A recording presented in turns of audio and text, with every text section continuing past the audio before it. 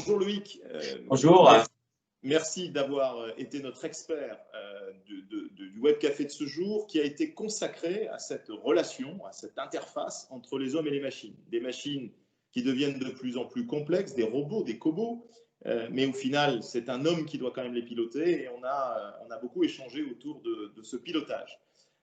Au terme de ce café, très riche, comme toujours, quelles sont les deux idées que tu retiens? Alors, ce que je retiens beaucoup, c'est que si on fait un peu de perspective, alors, eh bien, il va falloir quand même que les forces vives, donc nous, les salariés, tout le monde, nous travaillions en agilité avec des robots. Et ça, c'est une première chose importante, qu'il n'y a pas qu'une sorte de robot et qu'il n'y a pas comme il n'y a pas une seule sorte d'homme et qu'il va falloir qu'on travaille tous ensemble. Ça, c'est une première chose. La deuxième chose, c'est dans cette forme de polyvalence qu'on nous demande, eh bien, il va falloir que les personnes à qui on demande des tâches de plus en plus polyvalentes, eh bien, elles puissent avoir accès à des outils simples, très simples. Parce que EOS, l'entreprise que tu diriges, c'est son métier, l'interface homme-machine.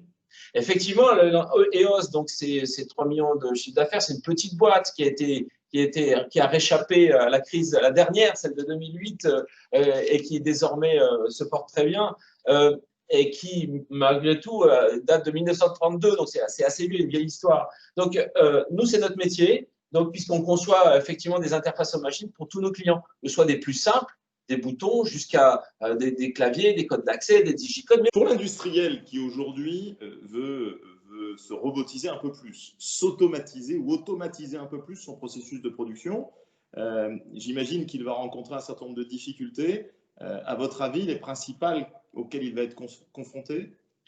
C'est qu'il ne va pas savoir à quoi ça. C'est comme dans tout métier. Quand on fait une conception, on doit faire des choix stratégiques. Donc, en fonction de son métier, je dirais que le début de tout, c'est l'expérience client. Il ne faut surtout pas oublier, ça j'insiste beaucoup là-dessus, qu'il y a l'expérience client. C'est-à-dire qu'au début, il doit répondre à un client. Donc, à partir de là, il doit s'équiper, lui, pour répondre à son client. Il ne faut surtout pas qu'il baisse les bras. Et la meilleure façon de trouver des solutions, c'est de ne pas rester seul. Effectivement, et je sais que tu es un adepte de cette collaboration entre industriels. S'il y a un message que tu veux faire passer à l'ensemble des industriels qui nous écoutent?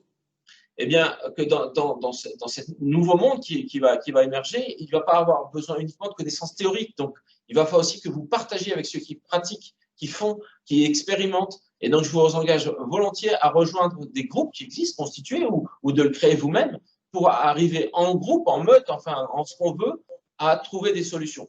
Par exemple, l'AIF, par exemple, c'est pas mal. Et notamment ce label des vitrines de l'industrie du futur, cette communauté des vitrines qui peut être certainement une excellente base de collaboration. Merci. Absolument. Merci Loïc d'avoir été notre expert du jour sur ce thème de l'interface entre les hommes et les machines. À très bientôt. Au revoir.